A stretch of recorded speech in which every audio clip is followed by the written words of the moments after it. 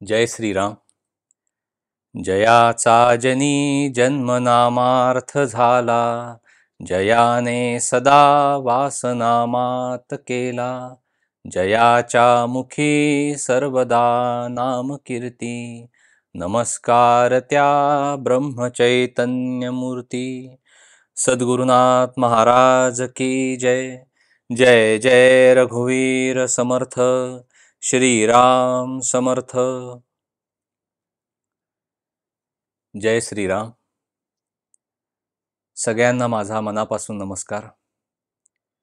आपण रोज 13 माळा आत्मशुद्धीसाठी या उपक्रमाअंतर्गत आपण सगळेजण सहभागी झालेले आहात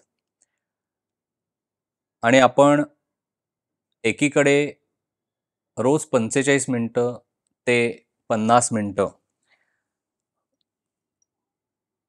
नामस्मरण करतोय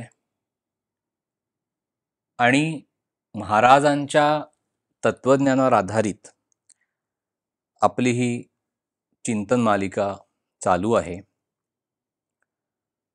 मागच्या 2 चिंतनांमध्ये आपण भगवंताचं अनुसंधान कसं राखायचं हे पाहिलेलं आहे आणि आजचाही भाग आपण तेच पाहणार आहोत. त्यावरच आपण चिंतन करणार आहोत की आपलं रोजचं आयुष्य जगत असताना भगवंताचं अनुसंधान कसं राखायचं. महाराज काय सांगतात ते पाहूया आपण. महाराज असं सांगतात की आपल्या आयुष्यामध्ये जी जी गोष्ट घडेल ती आपण भगवंताला सांगावी आणि भगवंताला सांगून प्रत्येक गोष्ट करावी. म्हणजे भगवंताचं अनुसंधान राखण्यासाठी, भगवंताच्या अस्तित्वाची जाणीव आपल्या मनामध्ये सदैव ठेवण्यासाठी आपण आपल्या भगवंताला सांगून सगळं काम करावं. श्रीकृष्णाने अर्जुनाला काय सांगितलं की तू माझं स्मरण ठेव आणि लढाई कर. आज आपली लढाई रोजची चालू आहे. आपल्या स्वतःच्या जगण्याची आपली रोजची लढाई चालू आहे. असं नाहीये की आपलं आयुष्य फार सरळ मार्गाने चाललंय. आज आपल्याला सगळ्यांना अनेक अडचणींना तोंड देत आपलं आयुष्य जगावं लागतं. मनाविरुद्ध गोष्टी घडतायत. आपल्याला जे हवं आहे ते मिळत नाहीये. जे नको आहे ते पदरात पडतंय. कुठून तरी आपल्याला काहीतरी सुखाची अवस्था यावी असं वाटतंय, पण दुःखाला सामोरं जावं लागतंय. गोष्टी मनाविरुद्ध घडतायत. अनेक गोष्टींना आपण तोंड देतोय रोजचं आयुष्य जगत असताना. तर ही एक प्रकारची लढाई आहे. मग श्रीकृष्णाने जसं अर्जुनाला सांगितलं की तू माझं स्मरण ठेव आणि तू तुझी लढाई लढ. आज आपल्याला आपल्या भगवंताचं, आपल्या सद्गुरूंचं स्मरण ठेवायचंय आणि आपल्या आयुष्याची लढाई लढायची. हार मानायची नाहीये. जे काही आपण करतोय,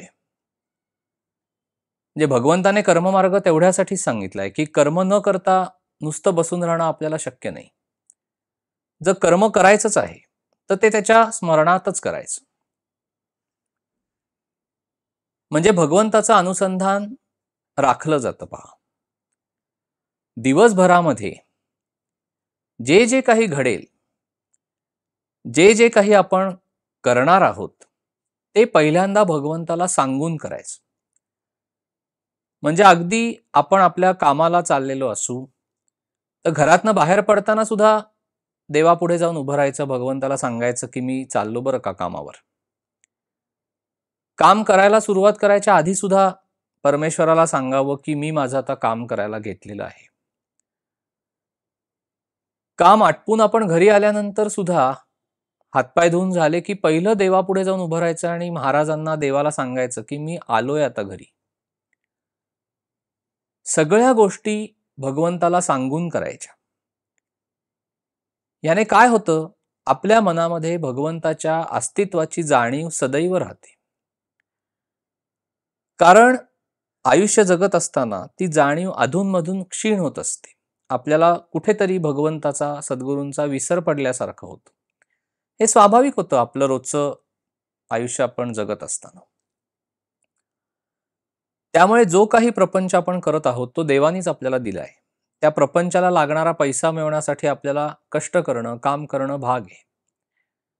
साहजिकच तेवढा वेळ आपल्याला नामस्मरणाला देता येत नाही. म्हणून महाराज काय सांगतात की तुमची सगळी प्रापंचिक कर्तव्य पूर्ण करून जो काही दिवसातला वेळ शिल्लक राहील तो तुम्ही नामाला द्या आणि दिवसभर भगवंताचं अनुसंधान ठेवा.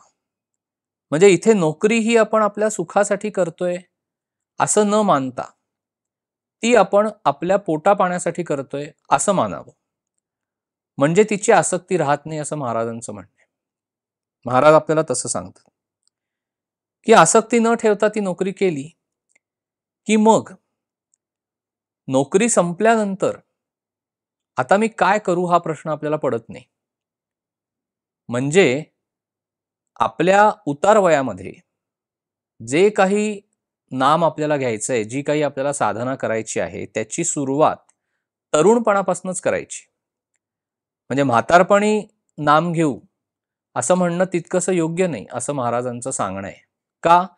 कारण आपण म्हातारे होऊ हे आपल्याला माहिती आहे का? मृत्यू कधी येऊ शकतो. त्यामुळे जो कुठला वेळ आपल्या हातामध्ये आज शिल्लक आहे तो आपण सत्कारणी लावायचा आहे. म्हणजे भगवंताच्या नामासाठी आपल्याला व्हायचं आहे. 3 गोष्टी आहेत पहा.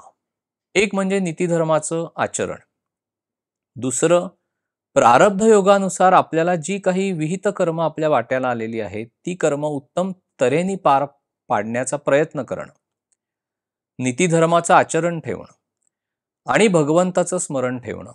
या 3 गोष्टी आपण सगळ्यांनी आटोकाटीने प्रयत्न करून सांभाळल्या पाहिजेत. वाटेल ते झालं तरी नीतिधर्माचं आचरण सोडायचं नाही. वाटेल ते झालं तरी त्यामध्ये कुठली तडजोड करायची नाही. दुसरं, सतत भगवंताचं स्मरण राखायचं. आणि तिसरं, प्रारब्धाने जी कर्म आपल्या वाट्याला आलेली आहेत, जे भोग आपल्याला वाट्याला आलेले आहेत आपल्या, ते भोगत असताना, ती कर्म करत असताना भगवंताच्या स्मरणामध्ये राहायचं. म्हणजे तुला जसं मला ठेवायचं तसं ठेव, तुला माझ्या हातनं काय घडवायचं ते तू घडव, अशा भावनेनेच राहायचं. कारण करते पण स्वतःकडे घेतलं तर आपल्याला ते सगळं खेचावं लागतं. महाराज सांगतात तसं खरंच करते पण आपल्याकडे आहे का याचा विचार आपण करायला पाहिजे. आपण कुठली गोष्ट करायला घेतल्यानंतर त्याचं फळ काय मिळेल हे आपल्याला आज माहिती आहे का? नाही. ते शेवटी प्रारब्धावर अवलंबून आहे. म्हणजे ज्या कर्माचं फळ काय मिळायला पाहिजे ते सुद्धा जर आपल्या हातामध्ये नसेल तर ते कर्म मी केलं हे म्हणायला काय अर्थ आहे? आणि म्हणून जे जे काही आपल्या आयुष्यामध्ये घडेल ते ते सर्व भगवंताला सांगून करा. भगवंताला सांगून सगळं काम करायचं. आणि म्हणून आपल्या मनामध्ये भगवंताची सदैव जागृती ठेवण्यासाठी, सद्गुरूंचं स्मरण ठेवण्यासाठी सगळ्यात पहिल्यांदा आपल्याला जे करायचंय ते म्हणजे आपल्या मनाच्या अंतर्गत पातळीवर सद्गुरूंशी आणि भगवंताशी बोललं पाहिजे. जसं आपण व्यवहारामध्ये घरामध्ये एकमेकांशी बोलतो ना, तसं मनातल्या मनात आपण आपल्या देवाशी, सद्गुरूंशी सतत संवाद साधत राहिलं पाहिजे. अशा वेळी मनामध्ये एक स्वाभाविक भावना उत्पन्न होते की जर भगवंत हा सर्वज्ञानी आहे आणि त्याला जर सगळंच कळतं आपल्या मनातलं, कारण भगवंताने सांगितलंय ना की तुमचं मन हा माझाच अवतार आहे, मग मनामध्ये उत्पन्न होणारी प्रत्येक गोष्ट भगवंताला कळणारच आहे, ती कळतेच. मग आपल्याला असं वाटतं की जर सगळं भगवंताला माहिती आहे, जर सद्गुरूंना सगळं माहिती आहे, भगवंत हा जर सर्वज्ञानी आहे, तर त्याला कशाला जाऊन सांगायचं? आता इथे आपली देहबुद्धी आड येते पहा. व्यवहारामध्ये सुद्धा आपल्या घरामध्ये आपल्या आईला, वडिलांना सगळं माहिती असतं. आपलं काय चाललंय, आपल्या मनामध्ये काय येतं. म्हणजे एखाद्या दिवशी जर काही कारणाने आपली मानसिक स्थिती बरोबर नसेल तर ते कळतं आपल्या आईला. पण आपली आई किंवा वडील थोडी वाट पाहतात की मुलगा स्वतःहून येऊन आपल्याला काही सांगतोय का. ते थोडा वेळ देतात, पण त्यांना असं वाटत असतं की मुलांनी स्वतःहून येऊन आपल्याला सांगावं. तसं देवाला आणि सद्गुरूंना पण वाटतं की तू येऊन मला सांग. महाराज म्हणतात ना की आपण आईशी जसं बोलतो तसं तुम्ही माझ्याशी येऊन बोला, असं महाराज सांगतात. मग महाराजांना जाऊन सांगायचं, भगवंताला जाऊन सांगायचं की आज असं झालेलं आहे, आज असं झालंय, माझ्या मनामध्ये अशा भावना उत्पन्न झालेल्या आहेत, अमुक अमुक व्यक्ती असं मला बोलल्यामुळे मला अत्यंत मानसिक क्लेश झालेले आहेत, किंवा माझ्या हातून काही चुकीचं कर्म घडलंय. जे काही मनामध्ये येतं, जे काही सांगावंसं वाटतं, ते सगळं महाराजांना आणि भगवंताला कुठलाही देहबुद्धीचा भाव न ठेवता पूर्ण शरणागत होऊन सांगत राहायचं, दिवसभर सांगत राहायचं. कारण ही गोष्ट मान्य आहे की आपल्या मनामध्ये उमटणारे सर्व विचार हे भगवंताला आणि भगवंत स्वरूप असलेल्या सद्गुरूंना कळतात. पण जोपर्यंत आपण आपल्या पातळीवर जाऊन त्यांच्याशी संवाद साधत नाही, तोपर्यंत भगवंताच्या मनामध्ये काय चाललंय, सद्गुरूंच्या मनामध्ये आपल्याविषयी काय भावना आहेत, हे आपल्याला कसं कळणार? आपलं कळलं त्यांना, पण त्यांचं आपल्याला कसं कळणार? संवाद हा दोन्ही बाजूनी पाहिजे. त्यामुळे त्यांचं आपल्याला कळावं असं वाटत असेल तर आपल्याला पहिल्यांदा त्यांच्याशी बोलावं लागतं, आपल्याला पहिल्यांदा त्यांच्याशी संवाद साधावा लागतो. तर मग ते आपल्याशी संवाद साधतात आणि मग ते दोन्ही बाजूनी होतं. आणि मग तो संवाद कधी साधतील?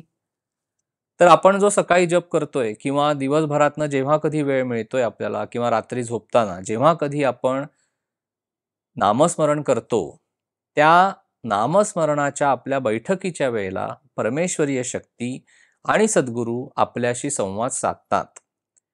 आणि म्हणून आपण हे पाळण्याचा किंवा हे करण्याचा प्रयत्न करतोय की आपली बैठक कमीत कमी 45 मिनिटं ते 1 तास असली पाहिजे. म्हणजे नुसता अनुग्रह घेतलाय म्हणून आंघोळ झाल्यानंतर एक माळ श्रीराम जयराम जय जयरामचा जप केला आणि आपली कर्म करायला किंवा कामाला आपण बाहेर पडलो, हे ठीक आहे. पण दिवसातनं आपल्याला कमीत कमी 45 मिनिटं ते 1 तास का काढायचा आहे? तर ह्या सगळ्या गोष्टींसाठी काढायचा आहे. आपल्याला आपल्यामध्ये वास करत असलेल्या परमेश्वराशी, सद्गुरूंशी संवाद साधायचा आहे. त्याच्यासाठी आपल्याला वेळ काढावा लागतो, तेवढा वेळ आपल्याला द्यावा लागतो. 2-5 मिनिटात होणारी ही गोष्ट नाहीये. आपल्याला हे रोज करायचंय. तेव्हा कुठे जाऊन परमेश्वरीय शक्ती किंवा सद्गुरूंची शक्ती आपल्याला काही गोष्टी उलगडून देईल. महाराजांनी सांगितलंय ना, जो पूर्ण शरण भावाने माझ्याकडे येईल, माझी अशरीरी वाणी त्याच्याशी बोलेल. आणि म्हणून सद्गुरू प्रत्येकाला काही ना काहीतरी सांगत असतात, प्रत्येकाशी सद्गुरू बोलत असतात, प्रत्येकाला सद्गुरू आपले महाराज काहीतरी सूचना देत असतात, मार्गदर्शन करत असतात. पण आपल्याला आपल्या जीवाचा प्राण सगळं तो एकवटून आपल्याला ते ऐकावं लागतं. तेव्हा तो संवाद दोन्ही बाजूनी होतो. तेव्हा ते भगवंताचं अनुसंधान टिकतं पहा. पण हे सगळं करण्यामध्ये आपली देहबुद्धी, आपल्यामध्ये असलेला दंभ आड येतो. देहबुद्धी कशी आड येते? आपणच म्हणतो की आमची कुठे तेवढी उपासना झालीये, आमचं कुठे तेवढं साधन झालंय की आमच्याशी देव बोलणार आहे किंवा सद्गुरू बोलणार आहेत. असं नाहीये. आपलं काय साधन झालंय, आपली काय उपासना झालेली आहे, हे सद्गुरू पाहतायत ना, परमेश्वर पाहतोय ना. पण ते आई आहे, बाबा आहेत आपले ते. जेव्हा आपण अडचणीमध्ये असतो, ते येणार ना आपल्याला सांगायला सगळं. का नाही येणार? आपला विश्वास पाहिजे, दृढ विश्वास पाहिजे. म्हणजे भगवंत सांगतो ना की तुम्ही 1 पाऊल टाका, मी 10 पावलं टाकीन तुमच्या पाशी येऊन. पण आपण एक पाऊल टाकायला आपली देहबुद्धी आड येते. आपल्याला कमीपणा वाटतो. आपल्याला असं वाटतं की व्यावहारिक लढाई आपल्याला लढायची आहे ना, तर त्यात देवाचा किंवा सद्गुरूंचा काय संबंध आहे? करते पण सगळं स्वतःकडे खेचलेलं असतं.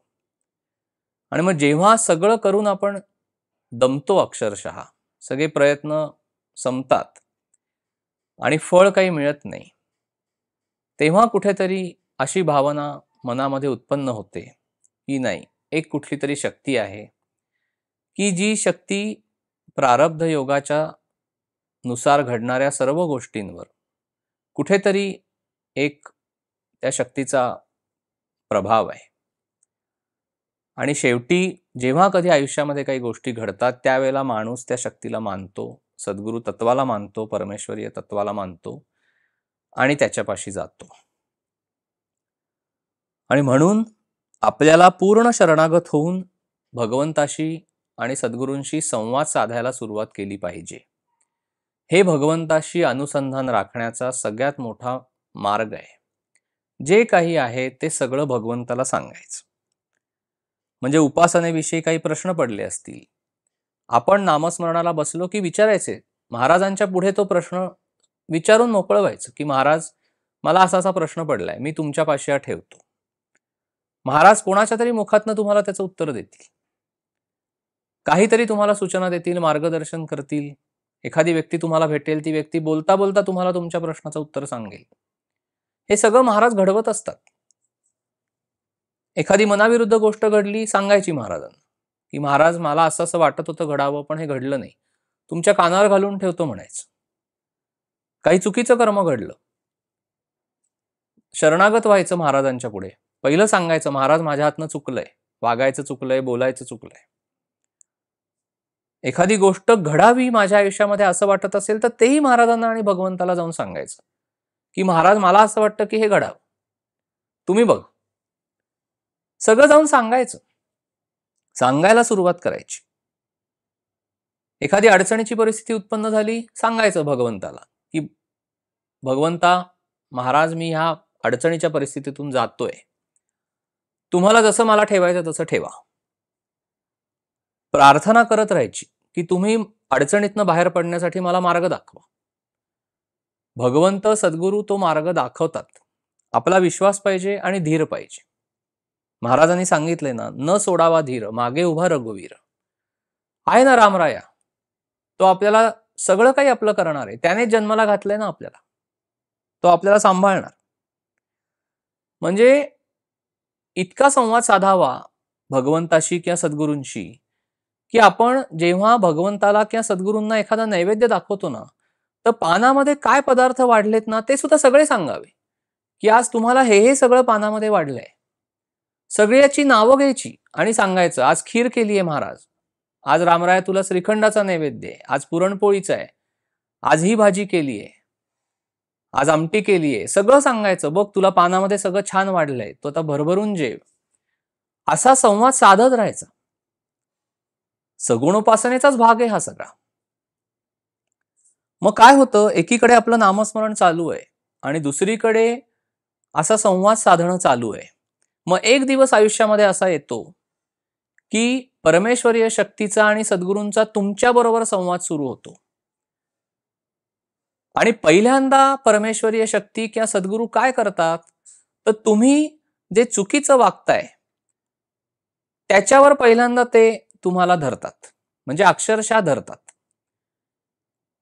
आणि तुम्हाला दाखवून देतील, कुठेतरी जाणीव करून देतील मनाच्या अंतर्गत पातळीवर की तुझं वागायचं चुकतंय, तुझा विचार करायचं चुकतंय, बोलायचं चुकतंय. कौतुक करणार नाही, ते तुम्हाला पहिल्यांदा तुमची चूक दाखवतील. चुका दाखवायला सुरुवात केली सद्गुरूंनी आणि अक्षरशः त्यांच्या पद्धतीने फटके मारायला सुरुवात केली आपल्याला, की समजून जायचं की भगवंताची कृपा आणि सद्गुरूंची कृपा आपल्यावर व्हायला लागलेली आहे. कारण त्यांचा जीव हळहळत असतो जेव्हा आपण चुकीचं वागतो.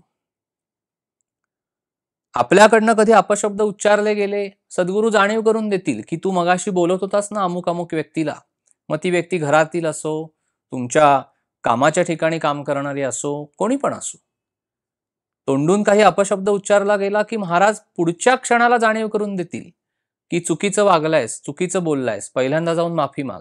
सद्गुरूंना जे आवडतं ते हे आवडतं की तुम्ही चुकीचं वागलेले असाल तर पहिल्यांदा जाऊन त्या व्यक्तीची माफी मागायची. ते फार सांभाळून घेतात, जाणीव करून देतात आपल्याला. अडचणीच्या काळात आपल्याला फार धीर देतात. अशी काही परिस्थिती उत्पन्न करतील, अशी काही मदत तुम्हाला मिळवून देतील की तुम्हाला कळतं की महाराजांनी पाठवलेली व्यक्ती आहे, महाराजांनी माझ्यासाठी मदतीला पाठवलेली व्यक्ती आहे, जी व्यक्ती आपल्या आधीच्या आयुष्यामध्ये कधी भेटलेली पण नसते. अशी अचानक व्यक्ती समोर येईल. महाराज आपल्याला त्याची जाणीव करून देतील की बघ, ह्या व्यक्तीला मी तुझ्यासाठी पाठवलेलं आहे. आणि नंतर आपण त्या अडचणीच्या परिस्थितीतून बाहेर आल्यानंतर ज्या व्यक्तींनी आपल्याला मदत केली ती व्यक्ती नंतरच्या आयुष्यामध्ये आपल्याला कुठेच सापडत पण नाही. ही ती महाराजांची कृपा असते, ही ती भगवंताची कृपा असते. भक्कम उभे राहतात. आणि मग जेव्हा आपल्याला म्हणजे आपण सद्गुरूंना किंवा भगवंताला जसं वागणं अपेक्षित आहे त्याप्रमाणे जेव्हा थोडं थोडं वागायला सुरुवात करतो त्यावेळेला ते आपल्याला प्रेमाने जवळ घेतात. त्यावेळेला ते आपले लाड करतात. जेव्हा आपलं वागणं त्यांना पटलेलं असतं तेव्हा ते आपल्या मागे भक्कम उभे राहतात.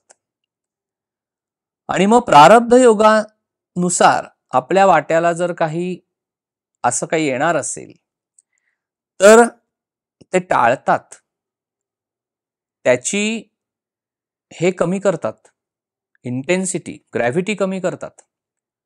प्रारब्ध भोग टळत नाही, पण सद्गुरूंच्याकडे ती एक परमेश्वराने देऊन ठेवलेली एक देणगी आहे की त्यांना वाटलं तर थोडासा प्रारब्ध योग मागे पुढे करतील आणि आपल्याला सही सलामत त्या गोष्टीतनं बाहेर काढतात. आणि मग कालांतराने कळतं की आपण किती मोठ्या प्रसंगाला समोर आला होता प्रसंग आणि महाराजांनी कसं बाहेर काढलं, सद्गुरूंनी कसं बाहेर काढलं कळलं पण नाही. तो प्रसंग कसा आला आणि कसा गेला. प्रसंग घडणार, प्रारब्ध भोग आपल्या वाट्याला जो लिहून ठेवलाय नियतीने तो येणार आपल्या वाट्याला. पण सद्गुरू किंवा भगवंत आपल्याला तिथे मदत करतात आणि सही सलामत त्यातनं बाहेर काढतात. आणि म्हणून भगवंताशी आणि सद्गुरूंशी मानसिक पातळीवर सतत संवाद साधत राहणं हा राजमार्ग आहे भगवंताच्या अनुसंधानामध्ये राहण्याचा. दुसरं महाराजांनी काय सांगितलं की जर आपल्याला भगवंताच्या अनुसंधानामध्ये राहायचं असेल तर आपलं चित्त भगवंताच्या नामामध्ये गुंतवून ठेवायचं. कारण आपण सगळेजण प्रपंची आहोत. आपल्याला यश आणि अपयश, सुख दुःख, चिंता काळजी सगळ्या गोष्टी वाट्याला येणार आहेत. असं होणार नाही की सगळं काही सुखाचंच झालं. कधी दुःख वाट्याला येईल, कधी सुखाचे 4 दिवस अनुभवायला मिळतील, कधी यश पदरात पडेल, कधी अपयशाला सामोरं जावं लागेल, कधी एखादी चिंता भेडसावेल, कधी एखादी काळजी मागे लागेल. म्हणजे आज जरा सुखाचे दिवस चाललेत तर उद्या दुःख वाट्याला येऊ शकतं. अशा सगळ्या परिस्थितीमध्ये आपलं चित्त हे भगवंताच्या नामामध्ये गुंतवून ठेवायचं. आपलं काय होतं, जेव्हा एखादी चिंता किंवा काळजी आपल्याला भेडसावतीये, एखादी तशी परिस्थिती आपल्या समोर उत्पन्न झाली, कधी आपल्याला कोणी दुःख दिलं तर आपलं अनुसंधान बिघडतं. आपल्या अनुसंधानामध्ये त्यात बिघाड येतो. ही त्या व्यक्तीची नाही तर आपली चूक आहे. त्यामुळे कुठूनही असा प्रसंग जरी उत्पन्न झाला तरी आपल्या अनुसंधानामध्ये बिघाड होऊ न देणं ही आपली जबाबदारी पण आहे आणि कर्तव्य पण आहे. कदाचित त्या दिवशी नामस्मरण करत असताना जो नामाचा अनुभव किंवा आनंद मिळायला पाहिजे तो कदाचित त्या दिवशी मिळणार नाही. मग आपल्याला असं वाटेल की हे करून आज काय उपयोग आहे, माझं चित्तच थाऱ्यावर नाहीये किंवा मी आज दुःखी आहे, तर काय उपयोग आहे. तर असं नाही. आपण नामाला बसलंच पाहिजे, आपण नामस्मरण करायला बसलंच पाहिजे. आपलं चित्त स्थिर होईल आणि दुःखातनं बाहेर येण्याची क्षमता प्राप्त होईल. कदाचित आनंद मिळणार नाही ते नामस्मरण करत असताना, पण दुःखातनं बाहेर पडू आपण आणि कालांतराने जाणवेल आपल्याला की बाहेर पडलो आपण. आणि म्हणून जसा काही बरा वाईट प्रसंग आपल्या वाट्याला येईल, आपण त्या प्रसंगामध्ये स्वतः सामील होऊन जायचं. आपण काय करतो? आपण घाबरतो. आपल्याला असं वाटतं की नको बाबा, हे माझ्या वाट्याला येऊ नये. पण जर नियतीने, परमेश्वराने, भगवंतानी जर तुमची परीक्षा घेण्यासाठी एखादा प्रसंग मुद्दामून उत्पन्न केलेला असेल, तर भगवंत म्हणेल की परीक्षा दे. हे वाट्याला येतंय ना, परीक्षा दे. मी आहे ना तुझ्या बरोबर. घाबरू नको. निर्भयता ती आणावी लागते. जर सद्गुरू आपल्या बरोबर आहेत, जर महाराज आपल्या बरोबर आहेत, जर भगवंत आपल्या बरोबर आहेत, तर आपल्याला का भीती बाळगायची? त्यामुळे जो काही बरा वाईट प्रसंग समोर येईल त्याला धीराने तोंड द्यायचं. घाबरायचं नाही अजिबात. जे होईल ते होईल. माझे महाराज माझ्या बरोबर आहेत. माझा भगवंत माझ्या बरोबर आहे. म्हणून महाराज म्हणतात की जो नाम घेईल त्याच्या मागे पुढे राम उभा आहे. या जाणीवेने नाम घ्या, म्हणजे राम कल्याण करेल. अजून एक गोष्ट महाराज सांगतात की भगवंताच्या अनुसंधानामध्ये राहायचं असेल तर त्याला अनन्य भावाने शरण जावं. महाराज काय म्हणतात की आपले कर्तेपण टाकावे, म्हणजे शरण जाता येते. अभिमान रहित जावे रामाला शरण, त्यानेच राम होईल आपला जाण. दोन गोष्टी महाराजांनी सांगितल्या आहेत. एक शरण जा आणि दुसरं अभिमान रहित होऊन शरण जा. दोन गोष्टी आहेत. शरणागतीचा भाव मनामध्ये येण्यासाठी आपल्याला आपला अहंभाव हा क्षीण करत न्यावा लागतो. म्हणजे आपण देहबुद्धीनी पूर्णपणे भरलेले आहोत. कारण हे तपासून कसं पाहायचं? आपल्या मनाविरुद्ध गोष्ट झाली आणि जर आपल्या चित्तामध्ये अस्वस्थता आली, म्हणजे आपण देहबुद्धीमध्ये जगतोय. आपल्या मनाविरुद्ध गोष्ट झाली, आपल्याला कोणी काही बोललं, आपल्याला राग आला, म्हणजे आपण देहबुद्धीमध्ये आहोत. आपल्या मनासारखं झालं, त्याचा आपल्याला आनंद झाला, म्हणजे आपण देहबुद्धीमध्ये आहोत. आपलं कोणी कौतुक केलं आणि मनामध्ये अत्यंत आनंदाची एक लहर उमटली, म्हणजे आपण देहबुद्धीमध्ये आहोत. देहाला सुखावणाऱ्या किंवा देहाला दुःख प्राप्त करून देणाऱ्या दोन्ही तऱ्हेच्या गोष्टी घडल्या आणि त्याचा जर देहावर परिणाम झाला, म्हणजे आपण देहबुद्धीमध्ये आहोत. आता देहबुद्धीमध्ये आहोत म्हटल्यानंतर आपल्याला अहंभाव आहे, तो क्षीण करत न्यायचा आहे उपासनेच्या माध्यमातून. पण तो आहे, तर पहिल्यांदा हे स्वीकारावं लागतं, मग तो क्षीण करत न्यावा लागतो. आणि आपल्या मनाची अशी स्थिती आपल्याला आणावी लागते की भगवंता किंवा महाराज तुम्हीच फक्त आहात, माझं काहीही नाहीये. कुठलंही करते पण माझ्याकडे नाही आहे, कारण मला जसं हवं तसं मी घडवू शकत नाही. खुणा लक्षात ठेवायच्या. जेव्हा कधी कर्तेपणाचा दंभ मनामध्ये उत्पन्न होईल, त्यावेळेला लगेच मनाला ही आठवण करून द्यायची की तुला हवं तसं तू घडवू शकतोस का? नाही घडवू शकत. तुला कुठेतरी तुझ्या मनाविरुद्ध घडलेली गोष्ट मान्य करावी लागते. ह्याचा अर्थ कितीही आदळआपट केली तरी तुला पाहिजे तसं तू घडवू शकत नसशील, तर ह्याचं कर्तेपण तुझ्याकडे नाही. मग जर तुझ्याकडे कर्तेपणच नाहीये, तर तू कशाचा अभिमान बाळगतोयस? हा प्रश्न स्वतःलाच विचारायचा. म्हणजे आपल्याला अभिमान रहित होऊन देवाकडे जाता येत. शरणागत भाव हा असा उत्पन्न होत नाही जोपर्यंत आपण आपला मीपणा कमी करत नाही, तोपर्यंत शरणागतीचा भाव येणार नाही. मग देवाला जर आपल्याला शरण जायचं असेल, तर आपल्याला पहिल्यांदा आपला अभिमान, अहंभाव, देहबुद्धी, कर्तेपणा, स्वतःकडे सगळं खेचण्याची प्रवृत्ती ही सगळी कमी करत न्यावी लागते. महाराजांनी काय उदाहरण दिलंय की एखादी व्यक्ती जर एखाद्या घराण्यामध्ये दत्तक गेली, तर त्या व्यक्तीच्या मुलाला, त्या घराण्याला पुन्हा दत्तक जावं लागत नाही. तसं आहे की एकदा रामाच्या पायावर डोकं ठेवून म्हटलं की रामा, मी तुला पूर्णपणे शरण आलेलो आहे आणि अनन्य भावाने ती शरणता जर आपण रामाच्या पायापाशी नेली, तिथे जर आपण डोकं ठेवलं, तर मग रामाला सांगायचं की रामा, आता मी तुझा झालेलो आहे आणि तू मला आपलं म्हण. म्हणजे त्याच्या पुढे घडणारं प्रत्येक कर्म हे रामाला अर्पण होतं. त्यामुळे परिस्थिती आड येत नाही रामाच्या चरणापाशी जाण्यात. अहंभाव आड येतो, देहबुद्धी आड येते.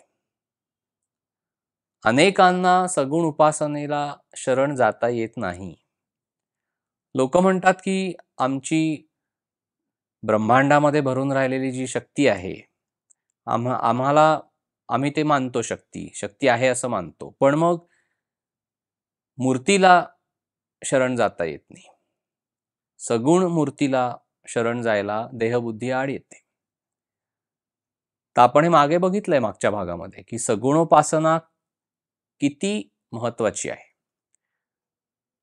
तर अभिमान जाण्यासाठी काय उपाय महाराज सांगतात की जे जे काही आहे ते भगवंताला पहिलं अर्पण करा. सगळं अर्पण करत जायचं. भगवंता तू करता आहेस, तू सगळं करतोस, मी करता नाही, या भावनेने आपण जगायचं. मग तो अभिमानही भगवंताला अर्पण करायचा. आपला संसार, आपला प्रपंच, सगळं मुलं बाळ सगळं भगवंताला अर्पण करायचं. आपण स्वतःला पण अर्पण व्हायचं, काही शिल्लक ठेवायचंच नाही. त्यामुळे हे सगळं अर्पण करता करता एकीकडे भगवंताचं नाम घ्यायचं, म्हणजे आपल्याला भगवंताच्या अनुसंधानामध्ये राहता येत. मग हे सगळं करत असताना काय आड येतं? तर सगळ्यात जे आड येतं ते म्हणजे आपल्याला व्यवहारामध्ये किंवा प्रपंचामध्ये जो काही मोठेपणा मिळालेला आहे, तो मोठेपणा भगवंताला शरण जाण्यामध्ये आड येतो. आणि म्हणून भगवंतापाशी जाताना सगळं विसरून जायचं. तुम्ही किती मोठ्या घरामध्ये राहता, बंगल्यामध्ये राहता, किती पैसे तुमच्याकडे आहेत, किती संपत्ती तुम्ही गोळा केलेली आहे, किती गाड्या तुमच्याकडे आहेत, किती कपडा लत्ता तुमच्याकडे आहे, किती परदेशवाऱ्या झाल्या, कामाच्या ठिकाणी किती मोठा मान मिळतोय, किती पगार मिळतोय, किती पैसे आहेत, किती विद्वत्ता आहे, आणि पारमार्थिक सुद्धा अभिमान असतो की मी फार मोठा भक्त आहे भगवंताचा, मी फार मोठा भक्त आहे महाराजांचा, महाराज माझ्याकडनं फार गोष्टी घडवून आणतात, ह्याचाही अभिमान उत्पन्न होतो. त्यामुळे व्यावहारिक आणि पारमार्थिक दोन्हीही गोष्टी, दोन्हीही अभिमान, अहंभाव उत्पन्न होऊ नयेत म्हणून फार फार काळजी घ्यावी लागते. आणि त्यासाठी महाराज सांगतात की तुम्ही स्मरणामध्ये राहा भगवंताच्या, आणि भगवंताच्या स्मरणामध्ये राहून त्याचं अनुसंधान ठेवा. अजून कसं अनुसंधान ठेवता येईल? तर भगवंताने आपल्याला ज्या स्थितीमध्ये ठेवलेलं आहे त्या स्थितीमध्ये आपण समाधान मानावं, हा एक मार्ग आहे भगवंताच्या अनुसंधानामध्ये राहण्याचा. म्हणजे आपण दरवेळेला म्हणतो की असं झालं असतं, अमुक झालं असतं तर बरं झालं असतं. तर असं म्हणणं बरोबर नाही, असं महाराजांचं सांगणं आहे आपल्याला. महाराज आपल्याला असं सांगतात की तुम्ही अशी मनाची भावना ठेवा की जे जे घडतंय ते रामाच्या इच्छेने घडतंय, ते माझ्या चांगल्यासाठीच घडतंय.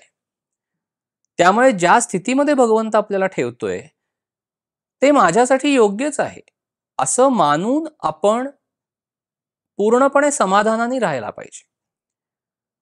आणि त्याच्यासाठी आपल्याला आपला सगळा भार भगवंतावर टाकून रिकामं होऊन राहता आलं पाहिजे. म्हणजे संकट आणि आनंद ह्या दोन्ही गोष्टी भगवंताच्या साक्षीने आपल्याला त्या भोगायच्या आहेत.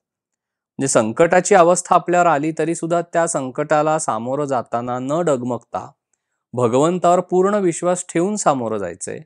आणि सुखाची जरी परिस्थिती आली तरी आपला अहंभाव वाढणार नाही ह्याची दक्षता घ्यायची. मग त्याच्यासाठी सुद्धा करते पण स्वतःकडे घ्यायचं नाही. भगवंताला अर्पण केलंय म्हटल्यानंतर काही विषय आपल्यापाशी उरत नाही. आणि मग भगवंताने आपल्याला ज्या स्थितीमध्ये ठेवलेलं आहे त्याच्यावर आपण कुठलीही वाच्यता न करता पूर्ण समाधानाने राहायचं की ठीक आहे, भगवंता तुला जसं ठेवायचं असेल तर तू ठेव. म्हणजे महाराज सांगतात की जेवढ्या चिकाटीने आपण आपला संसार करतो, जेवढ्या चिकाटीने प्रपंच करतो, तो प्रपंच दुःख देतोय आपल्याला. त्या प्रपंचामध्ये इतक्या अडचणी आहेत, तरी ती चिकाटी आपण काही सोडत नाही. रोज धडपडतो. त्या चिकाटीच्या 1/4 जरी चिकाटी त्या भगवंताच्या प्राप्तीसाठी आपण जर दाखवली, तर भगवंत लगेच आपल्याला साध्य होईल.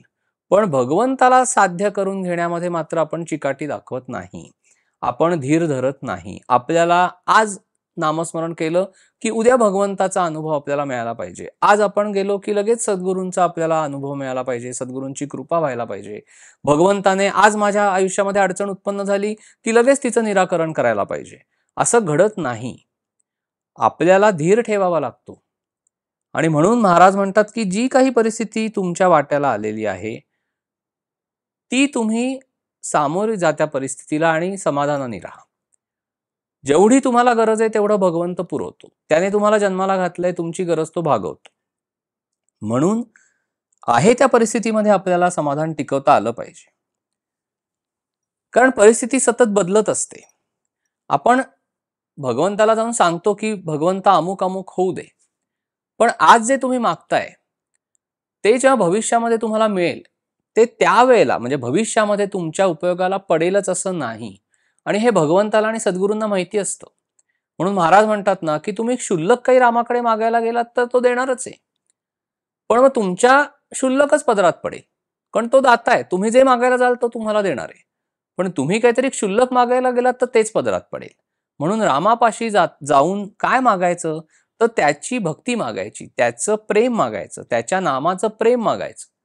आणि हे मागायचं की भगवंता तू मला ज्या स्थितीमध्ये ठेवशील त्या स्थितीमध्ये मला समाधान माझं टिकू दे. म्हणजे जो माणूस खरोखरी महाराजांच्या किंवा सद्गुरूंच्या तत्वज्ञानाने जगतो, त्या माणसाला जेव्हा तुम्ही विचारता की कसं काय सगळं कसं चाललंय, तर तो म्हणतो आनंद आहे, समाधान आहे. म्हणजे तो कितीही प्रपंचामध्ये दुःख भोगत असला तरी तुम्हाला त्याच्याकडे पाहून वाटणार सुद्धा नाही की हा माणूस इतक्या अडचणीतनं जातोय. कारण तो सद्गुरूंवर पूर्णपणे भरोसा बाळगून बसलेला माणूस आहे. तो म्हणतो की मी कशाला ह्या सगळ्या गोष्टींची काळजी करू, महाराज आहेत ना, महाराज बघून घेतील. भगवंत आहे ना, भगवंत माझी काळजी घ्यायला उभा आहे. पण मी त्याच्या अनुसंधानामध्ये राहणं हे माझं कर्तव्य आहे. त्यामुळे जे काही घडतं ते सर्व भगवंताच्या इच्छेने होतं. अशी भावना ठेवून जगण्यामध्ये जो काही आनंद आहे तो दुसऱ्या कुठल्याही विषयामध्ये मिळत नाही. त्यामुळे आपण आपल्या मनाची अशी अवस्था बनवली पाहिजे की आपल्या मनाविरुद्ध होतंय म्हणून दुःख आपल्याला प्राप्त होतंय असं नाही. तर मनामध्ये आपण एखादी इच्छा धरून बसतो आणि मग ते घडतंय नाही घडतंय, मग त्याची अस्वस्थता, मनाची अस्थिरता, ते मनाविरुद्ध घडलं की मग येणारं दुःख, हे सगळ्या दुःखाचं मूळ आपण त्या गोष्टीची मनामध्ये अभिलाषा धरली, त्या विषयाच्या सुखाची अभिलाषा मनामध्ये धरली, म्हणून दुःख परंपरा वाट्याला आली. त्यामुळे कुठलीही इच्छा मनामध्ये न धरता इच्छेरहित होऊन जगता आलं पाहिजे. की एकदा सगळं महाराज घडवतायत, एकदा सगळं सद्गुरू घडवतायत, एकदा सगळं भगवंत घडवतोय, हे जर डोक्यामध्ये पक्क बसलं तर मला अमुक हवंय म्हणून सांगण्याची इच्छाच मनामध्ये उत्पन्न होत नाही. आणि म्हणून महाराज म्हणतात की तुम्ही दोनच गोष्टी करा. आहे त्या परिस्थितीमध्ये समाधानामध्ये राहा आणि भगवंताचं अनुसंधान ह्याद्वारे ठेवा. अजून महाराज काय सांगतात आपल्याला भगवंताचं अनुसंधान ठेवण्यासाठी? आपण सगळं भगवंताचं अनुसंधान कसं राखायचंय गेले 2-3 भागामध्ये ह्याचं चिंतन करतोय. महाराज म्हणतात की तुम्ही भगवंताशी कुठलं तरी नातं लावा. महाराजांनी काय उदाहरण दिलं की लहान मुली भावली बरोबर खेळतात. त्या भावलीला छान कपडे घालतील, तिला नाऊ माखू घालतील, तिला छोटे छोटे दागिने घालतील, तिला भरवतील, सगळं काही करतील. आता त्या मुलींना माहिती नसतं का की ही भावली निर्जीव आहे, ही भावली काय बोलणार आहे का, ही भावली काय तुम्ही भरवणारा वरण भात तुम्ही भरवताय तो काय खाणार आहे का? नाही, हे त्या मुलींना सगळं माहिती असतं. पण त्या भावलीला ते भावनेनी सजीवता देतात. तसं आपण अशी भावना का नाही करायची की भगवंत आपल्याशी बोलतो, सद्गुरू आपल्याशी बोलतात, तर आपणही अशी भावना करायची. आपण आपल्या भावनेनी त्या परमात्म्याला आपल्यासाठी सजीव करायचं. आपण आपल्या भावनेनी सद्गुरूंना आपल्यासाठी जागृत करायचं. कारण परमेश्वरीय शक्ती किंवा सद्गुरू हे तसे त्रयस्थ दृष्टीने आपल्याकडे पाहत असतात. कधीपर्यंत? जोपर्यंत ते साधन आपल्या हातनं घडत नाही, उपासना घडत नाही, तोपर्यंत सद्गुरू किंवा परमेश्वरीय शक्ती तुमच्या अंतर्गत गोष्टीत ढवळाढवळ करणार नाही. पण ज्या वेळेला तुम्ही त्यांनी सांगितलेल्या उपासना मार्गावर जायला सुरुवात करता आणि त्यांनी सांगितलेलं साधन जेव्हा आपण करायला सुरुवात करतो, त्यावेळेला परमेश्वरीय शक्ती जागृत होते. त्यावेळेला सद्गुरू तत्व जागृत होतं आणि त्यांना कळतं की कोण आहे हा, की नाम घेतोय. मग महाराज म्हणतात की नाम घेणाऱ्याच्या मागे पुढे मी उभा आहे, नाम घेणाऱ्याच्या मागे पुढे राम उभा आहे. मग भगवंताची शक्ती जागृत होते, मग सद्गुरूंची शक्ती जागृत होते आणि नाम घेणाऱ्याच्या इथे जाऊन थांबतात. कारण तुम्ही नातं जोडता. म्हणून महाराज सांगतात की जसं छोट्या मुली भातुकली वगैरे खेळत असताना, भावलीशी खेळत असताना त्या निर्जीव भावली बरोबर जसं नातं जोडतात भावनेनी, तसं आपण आपली भावना 100% ठेवून पूर्ण शरणागत भावानी अनन्य शरण होऊन भगवंताशी आपलं नातं जोडावं. मग भगवंताला आई म्हणावं, भगवंताला आपले काय म्हणजे जे नातं तुम्हाला जोडता येईल, तो मालक आहे म्हणावं, आपण त्याचे दास आहोत. तो आपला मालक आहे म्हणावं, तो आपला आई आहे, आपण त्याचं मूल आहोत. असं कुठलंही नातं त्याच्याशी जोडावं, जेणेकरून त्याचं अनुसंधान आपल्या मनामध्ये टिकून राहील.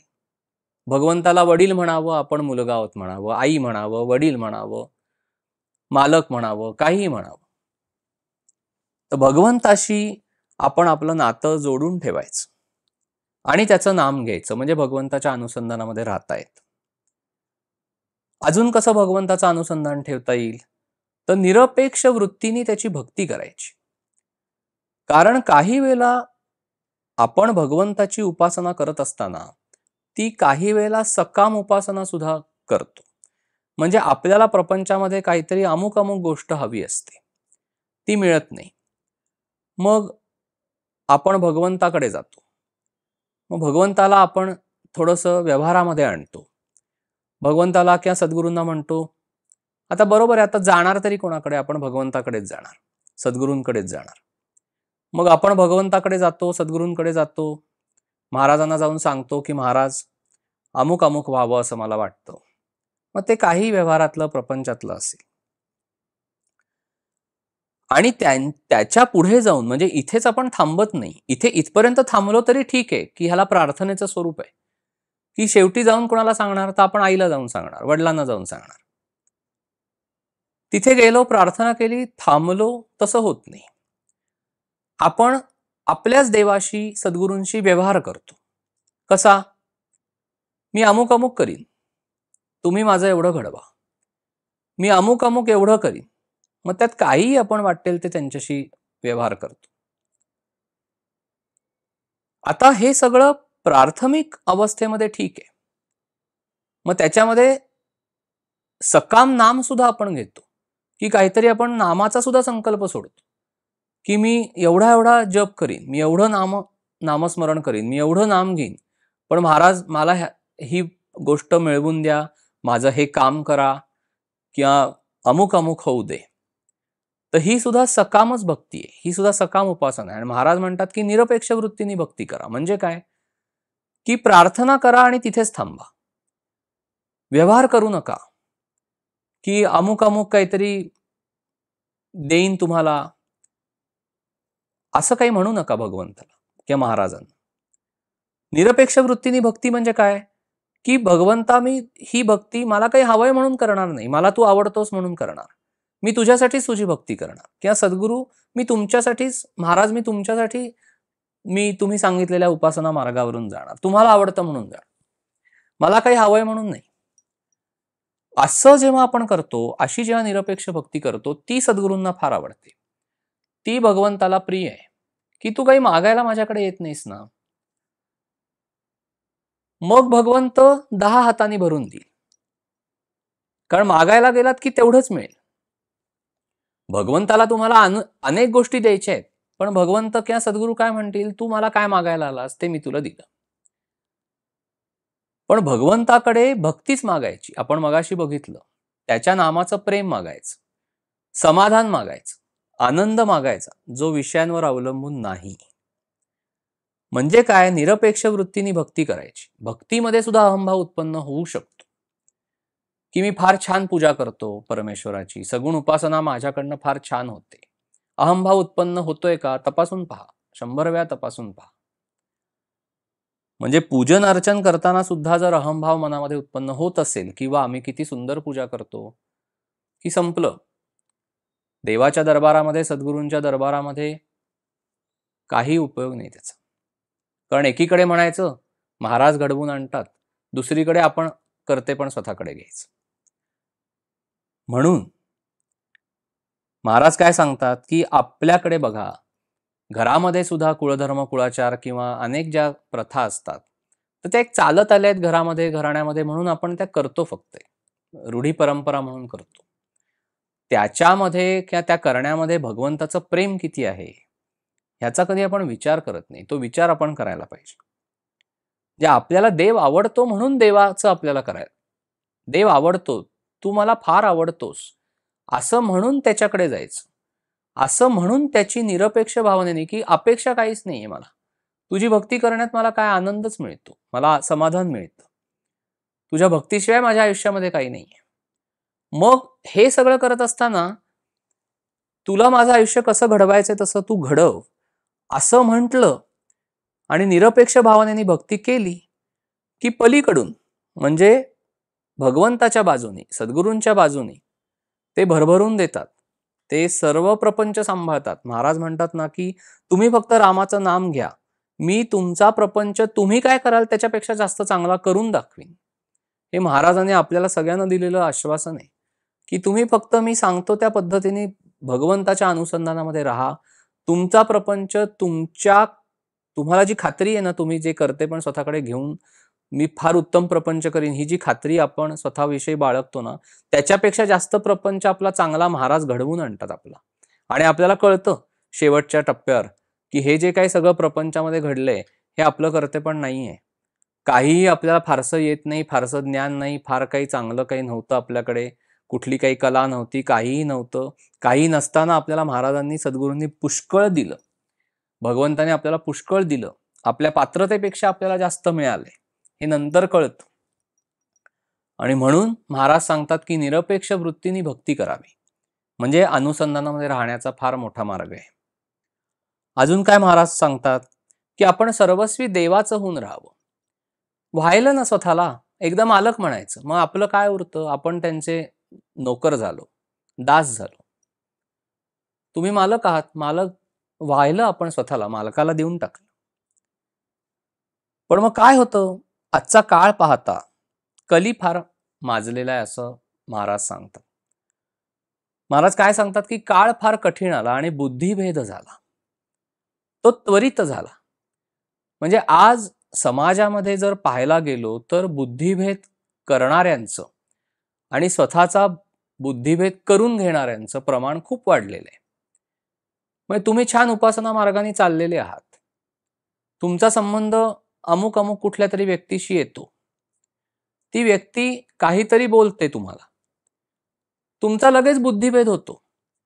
म्हणजे इतके दिवस तुम्ही महाराजांवर आणि भगवंतावर विश्वास ठेवून चाललेले आहात, एक काहीतरी घटना आयुष्यात घडते, एक कोणीतरी व्यक्ती काहीतरी येतं, मग ती घरातील असते, घराच्या बाहेर असणारी असते, तुमचा लगेच बुद्धिभेद झाला, तुम्हाला लगेच सगळं तुमचं डळमळीत होते, श्रद्धा, सगळं अस्थिर होतं. तुम्हाला इतकी तुमची श्रद्धा डळमळते, की सगळा विश्वास जणू काही तुमचा उडतो. आणि म्हणून आपल्याला फार सांभाळून घेण्याची, आता स्वतःला सांभाळण्याची वेळ आली आहे. दुसऱ्याला काय आपण जाऊन सांभाळणार, स्वतःला सांभाळण्याची वेळ आता आपल्यावर आलेली आहे. आणि म्हणून महाराज सांगतात, की एकही क्षण तुम्ही भगवंताच्या अनुसंधानाशिवाय घालवू नका. रामाचं दर्शन, रामराया तिथे उभा आहे, आपण इथे आहोत, ते अंतर आपल्याला कापता आलं पाहिजे. ते कसं कापणार आपण? त्याच्यासाठी आपल्याला भगवंताचं तत्व काय आहे, हा रामराया नक्की काय आहे, हे जाणून घेता आलं पाहिजे. ते कधी जाणून घेऊ शकतो आपण, जेव्हा आपलं अंतःकरण पवित्र होईल, जेव्हा शुद्ध अंतःकरण होईल ना, त्यावेळेला आपल्याला तो शुद्ध परमात्मा कळेल. शुद्ध भाव पाहिजे, म्हणजे आपल्या मनामध्ये भाव नाही तर देव कसा पावेल आपल्याला. मग केलेलं साधन हे व्यर्थ जातं, फुकट जातं. म्हणून जे साधन आपण करतोय, जी उपासना करतोय, बुद्धिभेद होऊन द्यायचा नाही. आणि त्याच्यासाठी तुम्ही फारसं कोणाला काही सांगूच नका. आणि कोणाबरोबरही तुम्ही करत असलेली उपासना साधना बोलू नका.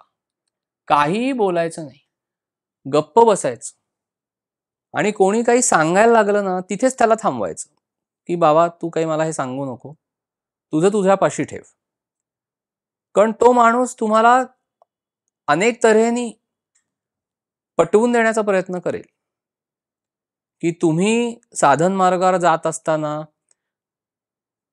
कशा पद्धतीने तुम्ही हे करायला नाही पाहिजे आणि फक्त प्रपंचच करायला पाहिजे, ह्याच्यासाठी ती व्यक्ती फार तुमचा बुद्धिभेद करेल. पण एवढं ओळखून ठेवा की महाराज सांगतात तसं जो उपासनेच्या मार्गावर आहे त्याची सत्सद्विवेक बुद्धी सदैव जागृत राहते. सत्सद्विवेक बुद्धी जागृत राहिली की हातनं चुकीचं कर्म घडत नाही. हातनं चुकीचं कर्म घडलं नाही तर त्याचं फळ चांगलंच मिळतं, कारण सत्कर्म घडणार आहे. मग हे अप्रत्यक्षरित्या तुम्ही जगत असलेल्या प्रपंचाला उपयोगाचं नाही का? तुम्ही करत असलेल्या व्यवहाराला उपयोगाचं नाही का? तुम्ही प्रपंच चांगल्या पद्धतीने अजून नाही का करू शकणार? व्यवहार सत्सद्विवेक बुद्धी जागृत ठेवून सच्चेपणाने प्रामाणिकपणाने नाही का व्यवहार करणार? मग ती भगवंताची पूजाच आहे ना. त्यामुळे कुठल्याही माणसाने बुद्धिभेद करण्याचा प्रयत्न केला तरी साधकाची ती जबाबदारी आहे की तो बुद्धिभेद होऊ न देणं. झाल्यावर रडण्यात काहीही अर्थ नाही की आता माझं चित्तच हे नाही, आता माझी श्रद्धाच डळमळीत झाली, मला आता काही कळत नाही. अशा पद्धतीने राहणं हे आपल्या साधनेला कमीपणा आणण्यासारखं आहे. आणि म्हणून अर्पण होऊन राहायचं, भगवंताचं होऊन राहायचं. नवविधा भक्तीमधली सर्वात श्रेष्ठ भक्ती म्हणजे आत्मनिवेदन भक्ती आहे, की समर्पित भावाने राहायचं. पण आपल्याला समर्पित भावाने का राहता येत नाही? तर काय आड येतं? तर माया आड येते. तर मायेचं काम काय आहे? की तुम्हाला माया विषयाचं आमिष दाखवणार, तुम्हाला विषय सुख भोगावंसं वाटणार, तुम्हाला प्रापंचिक सुख भोगावंसं वाटणार. मायेचं काम काय आहे? आमिष दाखवायचं आणि पळायचं तिकडनं. हे मायेचं काम आहे. तिथून माया निघून जाते, चटकन निघून जाते. ती तुम्हाला फक्त दाखवते की हे एक आमिष म्हणून दाखवते. मग आपण आपलं काय होतं? तर मगाशी आपण पाहिलं की आहे त्या परिस्थितीमध्ये समाधानी राहायचंय, हा अभ्यास आहे. पण माया आपल्याला स्वस्थ बसून देत नाही. माया आपल्याला पुढचं काहीतरी भविष्यातलं आमिष दाखवते. मग आपली आजची मानसिक अवस्था बिघडवते. आहे त्या परिस्थितीमध्ये चैन पडून न देणं हे मायेचं मुख्य लक्षण आहे. आता मायेचं अस्त्र काय? तर पैसा. जे काही जगामध्ये सगळं जो अनाचार चाललेला आहे, जी अनागोंदी माजलेली आहे, जी आपल्याला आपण डोळ्यांनी पाहतोय, जे आता काय जे चाललंय ते सगळं पैशावर आधारित आहे, संपत्तीवर आधारित आहे. वाटेल त्या परिस्थितीमध्ये आपल्याला पैसा मिळवायचा आहे, कसंही करून आपल्याला, मग तो चांगल्या मार्गाने वाईट मार्गाने जसं होईल तसं कमवायचं आहे. पैसा कमवायचा आहे, त्या पैशातनं खूप काही मला विकत घ्यायचं आहे, मला ऐशोरामामध्ये जगायचं आहे, मला खूप परदेशात जायचंय, माझ्या मुलांनी खूप मोठ्या शैक्षणिक संस्थांमधनं शिक्षण घेतलं पाहिजे, वाटेल ते करून माझ्याकडे घरामध्ये सगळ्या वस्तू पाहिजेत, 4-4 गाड्या पाहिजेत, सगळं काही मला हवं आहे. हे सगळं कसं मिळवणार? तर पैसा. हे सगळं कशाच्या अंमलाखाली येतं? तर मायेच्या. म्हणजे आपण मायेमध्ये पूर्ण गुरफटलेलो आहोत. मायेला हुसकावून लावायचंय आपल्याला. आता माया उत्पन्न कोणी केली? भगवंतानेच उत्पन्न केलेली. हे अख्खं जगच भगवंताने उत्पन्न केलंय, त्याच्यामध्ये ते मायेने वेढलेलं आहे. आता आपण सगळे जीव मायेच्या अधीन आहोत. भगवंतानेच उत्पन्न केलेली माया आहे, ही घेतलेली परीक्षा असते. महाराज म्हणतात ना की ज्याची परीक्षा घ्यायची आहे त्याला भगवंत जास्त पैसा देतो. कारण जो माणूस श्रीमंत श्रीमंत होत जातो तो अहंभावानी परिपूर्ण होत जातो. त्याच्यामध्ये खूप काही अभिमान वाढत वाढत वाढत जातो. त्याला कळत नाही आपण कसे वागतोय, त्याला कळत नाही आपण कसे बोलतोय, आपण दुसऱ्यांना कसे कमी लेखतोय आणि अत्यंत चुका करतो. सत्सद्विवेक बुद्धी पूर्णपणे नष्ट झालेली असते, कारण भगवंताचं विस्मरण झालेलं असतं, विषय सुख भोगत असतो. म्हणून महाराज म्हणतात की परमेश्वर कशी माया घडवतो किंवा कसं तो ते घडवतो, तर ज्याची परीक्षा पाहिजे त्याला तो जास्त पैसा देतो. त्यामुळे जर आपल्याला ह्या सगळ्या गोष्टी सुखाच्या म्हणून वाट्याला आलेल्या असतील तर आपण समजूनच चालायचं की आपली भरपूर परीक्षा घेणं चाललेलं आहे. जो मध्यम परिस्थितीमध्ये जगणारा माणूस आहे त्याला परमेश्वर सांभाळत असतो, कारण जो मध्यम परिस्थितीमध्ये आहे त्याचं सगळंच मध्यम असतं. त्याच्यामुळे तो काय त्याचा अहंभाव दाखवणार, तो स्वतःच्याच परिस्थितीशी झगडत असतो. म्हणून ज्याला जास्त आर्थिक परिस्थिती किंवा मान मरातब समाजामध्ये मिळणारी सगळी काही मान्यता आहे ज्याच्या वाट्याला आलाय ना त्याने फार सांभाळून राहावं, कारण तिथे अहंभाव वाढण्याचा धोका असतो. मग ह्या मायेला हुसकावून कसं लावायचं, तर महाराज सांगतात की भगवंताच्या 2 स्त्रिया आहेत, एक भक्ती आणि दुसरी माया. आता त्या 2 स्त्रिया एकाच भगवंताच्या असल्यामुळे त्या सवती आहेत. आता 2 सवती एकाच घरामध्ये गुण्या गोविंदाने नांदतात का, तर नाही. म्हणजे काय की मायेला जर हुसकावून लावायची असेल, मायेला जर बाजूला करायची असेल तर भक्तीची कास धरायला पाहिजे. म्हणजे काय होतं, आपण भगवंताची निरपेक्ष भावनेने भक्ती करायला लागलो, पूर्ण अनन्य शरण होऊन भगवंताची भक्ती करायला लागलो की माया हुसकावली जाते. ती भक्तीच मायेला हुसकावून लावते. म्हणजे विषयामध्ये जे आपलं मन असं पूर्णपणे लिप्त झालेलं आहे, त्या मायेमध्ये जे आपण गुरफटले गेलेलो आहोत, कारण विषयाचा आमिष दाखवून माया मजा पाहतीये आपली, असं 2 मिनिटासाठी आपण धरूया. तर भक्ती जेवढी आपण भगवंताची करत जाऊ तेवढी ती भक्ती मायेला हुसकावून लावण्याचं काम करते. मग मायेचं वर्चस्व कमी झालं की भक्ती आपल्याला भगवंतापाशी घेऊन जाते. हा अभ्यास आहे. म्हणजे भगवंत, भक्ती आणि माया. आपण आता मायेमध्ये वेढलेलो जीव आहोत. आपल्याला काय करायचंय, मायेला हुसकावून लावायचंय. मग आपल्याला काय करायचं, भक्ती करायची. भगवंताची भक्ती करत जाऊ तसं माया ही कमी कमी होत जाईल, मायेचं वर्चस्व कमी कमी होत जाईल. आणि म्हणून महाराज सांगतात की मायेनी विषयाचं अस्त्र आपल्यावर सोडलं की आपण भगवंताच्या नामाचं अस्त्र मायेवर सोडायचं. मग माया निष्प्रभ होऊन जाते, विषय आपोआप नाहीसा होतो. अजून भगवंताच्या अनुसंधानासाठी काय करायचं, तर भगवंताचं विस्मरण होण्यासाठी जे जे काही कारणीभूत आहे त्याचा त्याग करायचा आणि भगवंताचं स्मरण राखण्यासाठी जे जे काही पोषक आहे ते धरायचं. म्हणजे वैराग्य आणि विवेक ह्या गोष्टी महाराजांनी समजून दिल्यात आपल्याला इथे. वैराग्य म्हणजे काय, तर सर्व संग परित्याग. पण परित्याग म्हणजे त्यागायचं काय आहे, तर भगवंताच्या विस्मरणाला जे जे काही कारण होतं तो विषय त्यागणं म्हणजे वैराग्य आहे. आणि भगवंताचं स्मरण राखण्यासाठी, भगवंताच्या अनुसंधानामध्ये राहण्यासाठी त्याचं नाम घेणं हा विवेक आहे, असं महाराज सांगतात. त्यामुळे आपलं जगणं हे प्रापंचिक सुख मिळवावं आपण आयुष्यामध्ये, ह्याच्यासाठी नसून आपलं जगणं हे भगवंतासाठी असावं. कारण एक साधा विचार आपण करूया की माझं माझं म्हणून आपण जे काही आयुष्यामध्ये मिळवतो, कमवतो, पैसा कमवला, घर घेतलं, सगळं काही त्या घरामध्ये वस्तू आणल्या, सगळं काही केलं, ज्या क्षणी मृत्यू होतो त्या क्षणी तुम्ही त्यातलं गुंजभर सुद्धा घेऊन जाऊ शकत नाही. तो काय पैसा घेऊन आपण वर जाणार आहोत, जे काही सोनं नाणं कमवलंय ते घेऊन वर जाणार आहोत, जो काही कपडा लत्ता कपाटामध्ये भरून ठेवलाय ढीकच्या ढीक घेऊन जाणार आहोत, काहीही घेऊन जाणार नाही. आणि म्हणून आपण अशा वृत्तीने राहायचं की सगळं मुलांच्या हाती सोपवून आपल्याला भगवंताकडे निघून जाता आलं पाहिजे, एवढं आसक्तीरहित जगण्याचा अभ्यास आपल्याला करायचा आहे. आणि म्हणून आपल्याला असा अभ्यास करायचा आहे की मुलं आपण जन्माला घातली ना, तर आपलं कर्तव्य आहे त्यांना वाढवणं, त्यांना चांगले संस्कार करणं, त्यांना त्यांच्या पायावर उभं करणं. हे आपलं कर्तव्य आहे, ते आपण चांगल्या पद्धतीने पार पाडायचं आणि आपण भगवंताचं होऊन राहायचं. जर मुलांना ह्या सगळ्याची किंमत असेल तर ही भगवंताची कृपाच आहे आपल्यावर आणि आपलं नशीब समजायचं. पण आज आपण बघितलं तर आपल्याला हे जाणवेल की ज्या गोष्टीसाठी आटापिटा केला ती गोष्ट आपल्या उतार वयामध्ये आपल्या हातची राहिलेली नाहीये.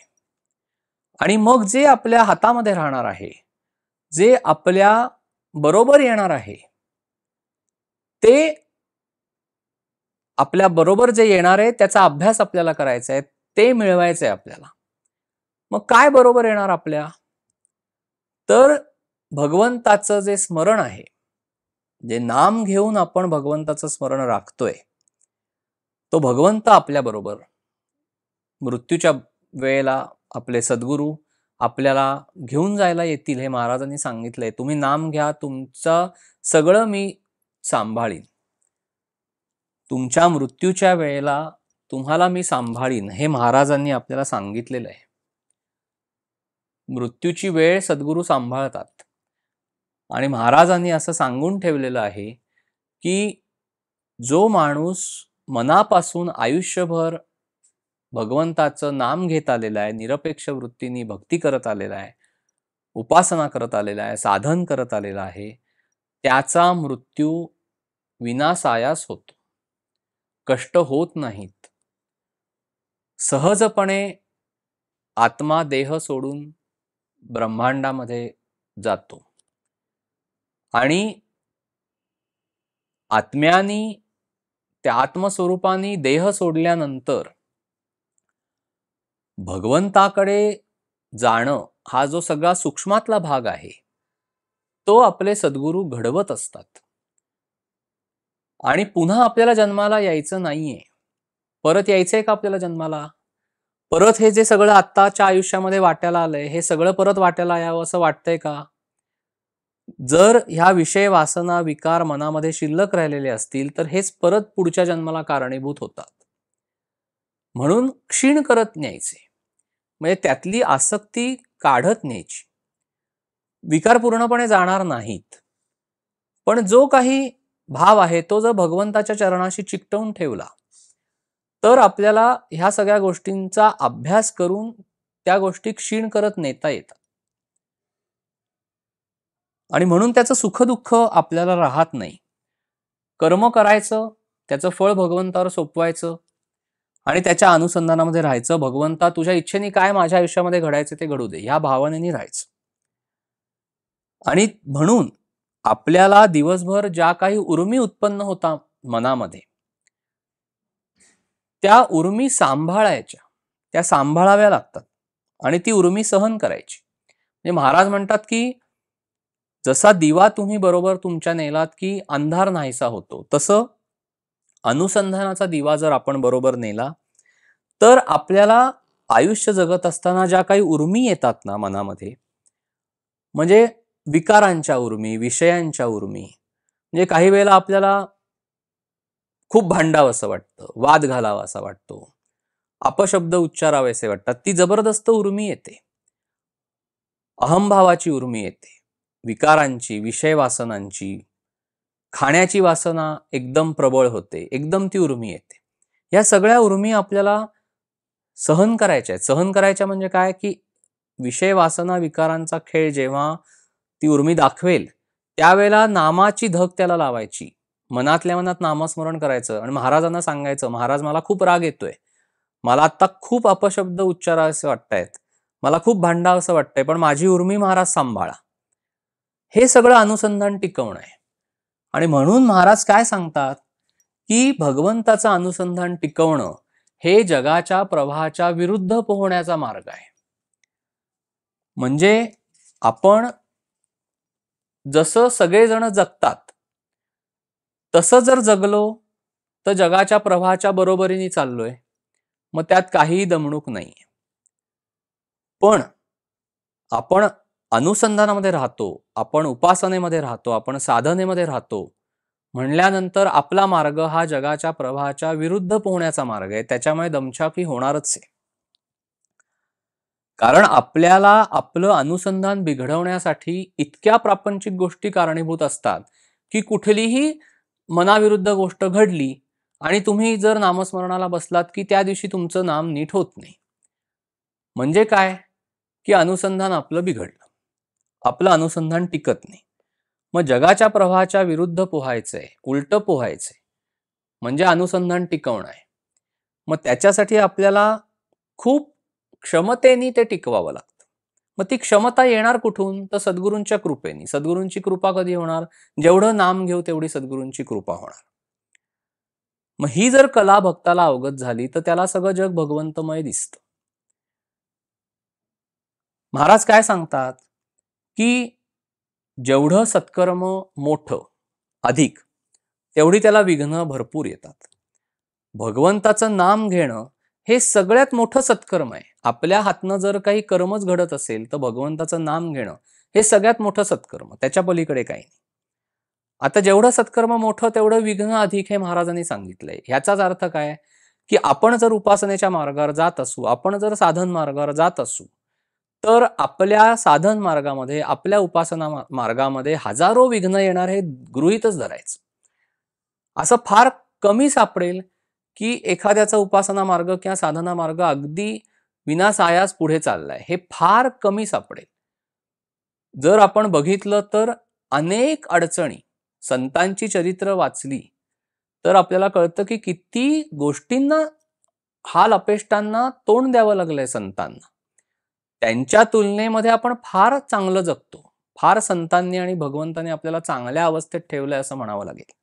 पण तरी आपण छोट्या छोट्या गोष्टींचा बाऊ करतो, अस्वस्थ होतो, दुःखी होतो. हे सगळं करत असताना भगवंताला आणि सद्गुरूंना तुमची कीवच येत असते की अरे एवढं सगळं दान घातलंय पदरामध्ये, तर बसा आणि तुम्ही फक्त भगवंताच्या अनुसंधानामध्ये राहा. पण तेही आपल्याला जमत नाही. कारण ते टिकवून ठेवणं हे फार अवघड गोष्ट आहे. प्रवाहाच्या विरुद्ध पोहायचे. त्यामुळे विघ्नही येणारच, अडचणी उद्भवणारच. ही सद्गुरूंनी भगवंताने घेतलेली आपली परीक्षाच आहे. आणि ते पाहतच असतात की तुम्ही परीक्षेमध्ये उत्तीर्ण होताय का काय. आणि म्हणून जेव्हा कधी अशी अडचण उत्पन्न होईल किंवा आपल्या साधन मार्गात किंवा उपासना मार्गामध्ये विघ्न यायला जेव्हा सुरुवात होईल, त्यावेळेला पहिल्यांदा भगवंताला प्रार्थना करायची, सद्गुरूंना आठवायचं, स्मरण करायचं आणि सांगायचं की महाराज बघा, तुम्ही सांगतोय त्याप्रमाणे उपासना करतोय, साधना करण्याचा प्रयत्न करतोय, ही सगळी विघ्न मध्ये येत आहेत आणि तुम्ही त्या आता विघ्नांचं निवारण करा. प्रार्थना करायची. साधारणपणे असं चित्र दिसतं की घरामध्ये एखादी व्यक्ती उपासनेच्या मार्गावर जात असते, साधन मार्गावर जात असते, पण घरातल्या बाकीच्या सगळ्या लोकांना फारशी रुची नसते. कारण काही असेनात, आपल्याला त्याच्यात जायचं नाही, पण रुची नसते. आणि त्यामुळे त्या लोकांना असं वाटत असतं की तुम्ही लग्न केलंय, मुलं बाळ झालेली आहेत, प्रपंच आहे, म्हणजे मग आता आयुष्यभर प्रपंच करा. आता महाराजांचं बोलणं आठवायचं. महाराज काय सांगतात, सद्गुरू काय सांगतात की जसं रुपया जमिनीवर पडलेला आहे, ते नाणं उचलताना जशा नाण्याच्या दोन्ही बाजू येतात ना हातामध्ये, एकच बाजू हातामध्ये यावी असं वाटलं तरी दुसरी बाजू पण येतेच की नाही. तसं आहे, आपण जन्माला आलो, आपल्याला प्रपंच दिला, त्याच वेळेला आपल्याला परमार्थ सुद्धा दिला. का दिला? की आपण भगवंताचा अंशच आहोत, भगवंताचा अंश आपल्यामध्ये आहे, पण आपण भगवंतापासून वेगळे झालो आणि द्वैतामध्ये आलो. तर भगवंताकडे परत जाणं हे आपलं कर्तव्यच असतं. त्यामुळे परमार्थ करणं आणि भगवंताच्या अनुसंधानामध्ये, त्याच्या नामामध्ये राहून आपण पुन्हा भगवंताची प्राप्ती करून घेणं, परत जन्माला न येणं, हे आपलं कर्तव्यच आहे एक प्रकारे. त्यामुळे प्रपंच आणि परमार्थ या दोन्ही गोष्टी एकदमच करायच्या आहेत. जरी घरातली सगळी लोक तुम्हाला अक्षरशः खेचतील त्यांच्याकडे की नाही नाही तुम्ही हे सगळं करायला पाहिजे, तुम्ही काय हे देवदेव करत बसलायत, तुम्ही काय तासभर देवापुढे बसून काय करत असता, काय जप करत असता, काय नामस्मरण करत असता, तुम्हाला आता संसारामध्ये काही रुची राहिलेली नाही, तुम्हाला सांसारिक गोष्टींचा आनंद घेता येत नाही, तुम्हाला 4 गोष्टी बोलता येत नाहीत, तुम्हाला आता कुठल्याही गोष्टी बोलाव्या असं वाटत नाही, नातेवाईकांकडे तुम्हाला यावंसं वाटत नाही, नातेवाईक आपल्या घरामध्ये आले तरी तुम्ही त्यांच्याशी बोलू शकत नाही. मग हा काय तुम्ही संसार करताय? म्हणून प्रपंचामधली घरातली सगळी लोक तुम्हाला अक्षरशः धारेवर धरतील. पण त्यावेळेला सद्गुरूंना आठवायचं, त्यावेळेला भगवंताला आठवायचं, की हा मार्गच प्रभाच्या विरुद्ध पोहण्याचा असल्यामुळे आपल्याला सगळ्या गोष्टी करत करतच उपासना करायची आहे. मग अशा वेळेला आपलं लक्ष ह्या गोष्टीकडे पाहिजे, की प्रापंचिक कर्तव्याला आपण चुकत नाहीये ना, एवढं फक्त बघायचं. म्हणजे एक वेळ त्या प्रपंचामधला आनंद उपभोगावासा वाटणार नाही, कारण आपल्याला कळतं तो विषयातला आनंद आहे. प्रपंचातली इतर सगळी मंडळी त्या विषयातनं मिळणाऱ्या आनंदामध्ये रममाण झालेली दिसतात.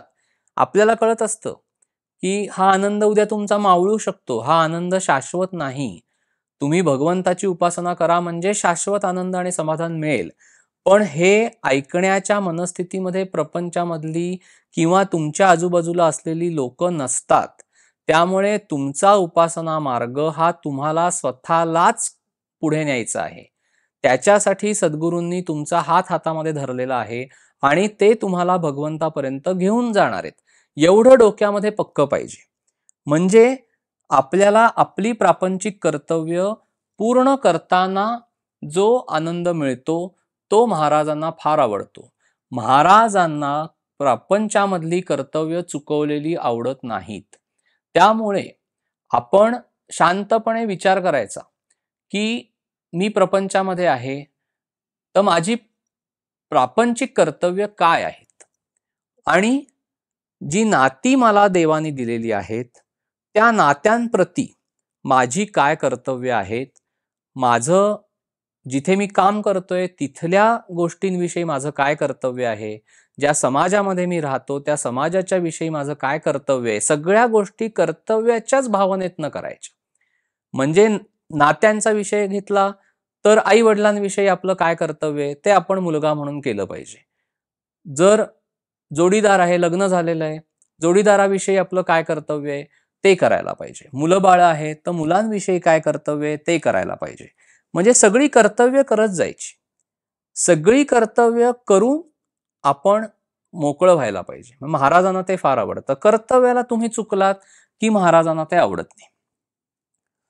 मग जी तुमच्या कुटुंबातल्या लोकांना जी भीती वाटत असते की आता तुम्ही संसार सोडून जाल का, संन्यास घ्याल का, किंवा तुमचं आता काही संसारामध्ये लक्ष नाही, कसं होणार, आपल्याला किती संसार पुढे करायचा आहे, अशा सगळ्या गोष्टी तुमच्या पुढे येत असतात. सगळ्या गोष्टींच्याकडे असं पाहायचं की आपली कर्तव्य व्यवस्थित उत्तम पद्धतीने आपण करू शकतोय ना, तिथे आपलं लक्ष पाहिजे. बाकी सगळ्या गोष्टींकडे फारसं लक्ष द्यायचं नाही. त्यामुळे घरातल्या माणसांची अशी अपेक्षा असते की तुम्ही तुमचा उद्योगधंद्याचा वेळ सोडून बाकी सगळा वेळ फक्त प्रपंचच करायचा आणि प्रपंचातल्या गोष्टीच करायच्या, ही त्यांची एक तुमच्याकडनं प्राथमिक अपेक्षा असते. कारण तुम्ही उपासनेच्या किंवा साधनेच्या मार्गावर आहात म्हटल्यानंतर साधारणपणे तुम्हाला प्रापंचिक उदासीनताच येते. कारण त्याचं फळच येते की तुमची प्रपंचामधली आसक्ती कमी कमीच होणार आहे, की ती तुमच्या जोडीदाराला बिलकुल आवडणार नाही, ती तुमच्या मुलांना पण काही वेळेला आवडणार नाही. म्हणजे मुलं पण तुम्हाला म्हणतील की काय तुम्ही हे सारखं करत बसलेले असता, कधी बघावं तेव्हा तुम्ही जप करत असता, कधी बघावं तेव्हा तुम्ही तुमच्याच ह्याच्यामध्ये असता, आम्ही काय बोलतोय हे तुम्हाला कळत नाही, सर्व तऱ्हेचे आरोप होतील. कारण आपली मनस्थितीच नसते. कारण आपण अनुसंधानात आहोत ना भगवंताच्या.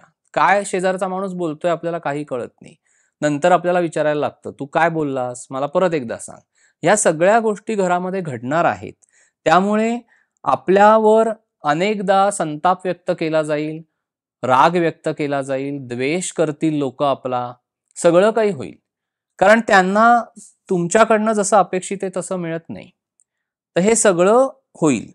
मग तुम्हाला एक प्रकारची अपराधीपणाची भावना उत्पन्न होईल किंवा घरातील व्यक्ती तुमच्या मनामध्ये अपराधीपणाची भावना मुद्दामून उत्पन्न करतील, की तुम्ही हा वेळ इकडे देताय ना, मग प्रपंचामध्ये तेवढा वेळ तुमचा कमी पडतो ना, मग बघा आता हे असं होतंय. पण खरं बघायला गेलं तर अशा उपासनेच्या ज्या घरामध्ये उपासना चालते, साधना चालते, त्या घरामध्ये प्रपंच खरोखरीच उत्तम होत असतो. आणि ते प्रपंचातल्या इतर लोकांना कळत पण असतं, की आपल्या अनेक अडचणींचं निवारण होतंय, आपल्या सगळ्या गोष्टी व्यवस्थित होतायत, सगळे प्रश्न आपले सुटतायत, सगळं छान चाललंय, व्यवस्थित सगळं चाललंय आणि कुठेतरी अप्रत्यक्षरित्या आपल्या घरामध्ये घडत असलेली उपासनाच याला कारणीभूत आहे, हे सगळं त्यांना कळत असतं. पण ते मायेच्या अधीन झालेले असल्यामुळे त्यांना सुद्धा मायेच्या वर्चस्वाला झुगारून देता येत नाही. ही त्यांची बाजू आहे. पण आपण साधन करत असताना अनुसंधान टिकवण्यासाठी अशा वेळेला मनातल्या मनात नामस्मरण करायचं. आपल्याला जो बैठक घालून आपला जो जप व्हायला पाहिजे, तो घरातल्या सगळ्या गोष्टी, आपली प्रापंचिक कर्तव्य सगळं सांभाळून करायचं. म्हणजे जो काही वेळ आपल्याला मिळेल, आपली सगळी कर्तव्य पूर्ण केल्यानंतर महाराजांनी सांगितले, जो तुमचा कर्तव्याचा सगळा वेळ आहे, ती सगळी कर्तव्य पूर्ण झाल्यानंतर जो काही वेळ तुमच्यापाशी शिल्लक राहील, तो सगळा तुम्ही भगवंताच्या नामामध्ये घालवा. त्यामुळे जर एखादी प्रापंचिक अडचण उद्भवली, बऱ्याचदा असं होतं, की आपल्याला कुठे सत्संगाला जायचंय, तर प्रापंचिक अडचण उद्भवणार. जरा काही देवाधर्माचं करायचं म्हटलं, तर अडचण उत्पन्न होणार. घरातली लोक तुम्हाला त्यावेळेला बरोबर दाखवतील, की बघा आता हे एवढं सगळं घरामध्ये घडतंय आणि तुम्ही चाललात. हे सगळं काही घडणार आहे. मग अशा वेळेला काय करायचं? जर आपण खरे साधन मार्गावर जात असू, जर खरं उपासना मार्गावर जात असू, तर एकीकडे मनातल्या मनात नामस्मरण करायला सुरुवात करायची आणि पहिल्यांदा त्या प्रापंचिक अडचणीचं निवारण करण्याचा आपण आपल्या बाजूने प्रयत्न करायचा. म्हणजे घरातली लोक जरा शांत होतात.